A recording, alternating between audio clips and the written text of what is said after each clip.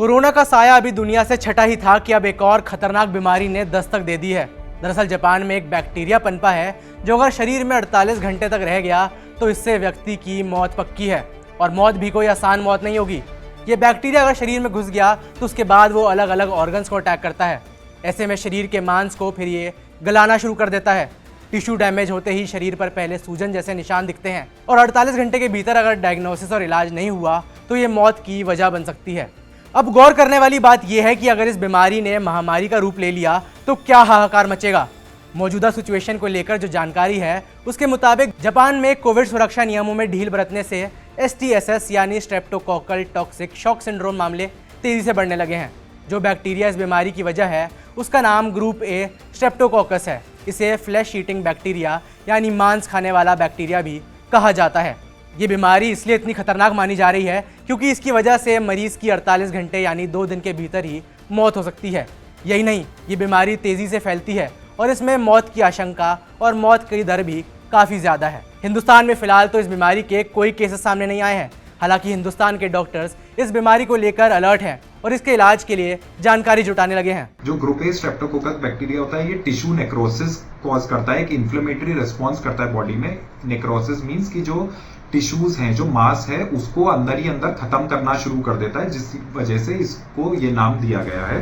विदेश में फिलहाल ये ज्यादा इसलिए फैल रहा है क्योंकि वहाँ का मौसम इस बैक्टीरिया को ज्यादा पनपने का मौका दे रहा है। जानकारी के मुताबिक भारत में अमूमन 5 से 15 साल तक के बच्चों में ग्रुप ए स्ट्रेप्टोकोकस के लक्षण दिखाई देते हैं, लेकिन यहाँ पर ये टॉक्सिक शॉक सिंड्रोम और फ्लैश ईटिंग बैक्टीरिया का रूप नहीं लेता। हेल्थ एक्सपर्ट्स की माने तो जो बात और दिक्कत देने वाली है ये कि इस घातक बीमारी के भी कुछ शुरुआती लक्षण साधारण सर्दी जुकाम जैसे ही हैं। बुखार आना, खांसी, छींक आना, कुछ केसेस में दिल की धड़कन तेज होना, सांस लेने में दिक्कत आना या सांस की रफ्तार बढ़ना और कुछ सिचुएशंस में लकवा मार जाना, ये सब इस बीमारी के सिम्टम्स हैं।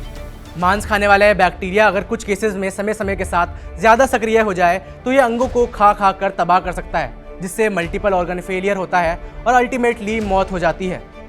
जापानी न्यूज़ एजेंसी के मुताबिक 2 जून 2024 तक जापान में इस मांस खाने वाले बैक्टीरिया के रिकॉर्ड 977 मामले सामने आ चुके हैं। वहीं जबकि पिछले साल इसके टोटल 941 मामले दर्ज किए गए थे। यानी जितने केसेस पिछले पूरे साल में दर्ज किए गए थे उतने बल्कि उससे ज़्यादा ही केसेस इस साल बल्कि 6 महीने में ही आ गए हैं। ऐसे में लोगों की टेंशन बढ़ना लाजमी है। किसी भी बैक्टीरियल और वायरल बीमारी की तरह इस बीमारी में भी सबसे ज़्यादा खतरा बुजुर्गों और बच्चों को है। 50 साल से ज़्यादा की उम्र में लोगों को साधारण सिम्टम्स भी गंभीर रूप ले सकते हैं। जिनको BP, शुगर जैसी बीमारियां हैं या जिनका इम्यूनिटी लेवल पहले से कम है उनको ज़्यादा खतरा है।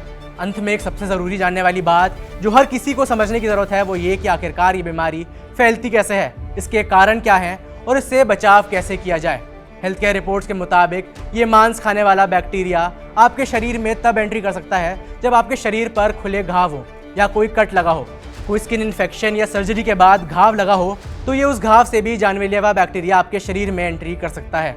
इस बैक्टीरिया के कांटेक्ट में आने की ये सबसे कॉमन वजह है। बात इलाज की करें तो कुछ वैक्सीन्स पहले से मौजूद हैं। हालांकि इस बीमारी की सबसे भयावह स्थिति यही है कि 48 घंटे के अंदर मरीज का इलाज ना हो तो इससे उसकी मौत हो सकती है।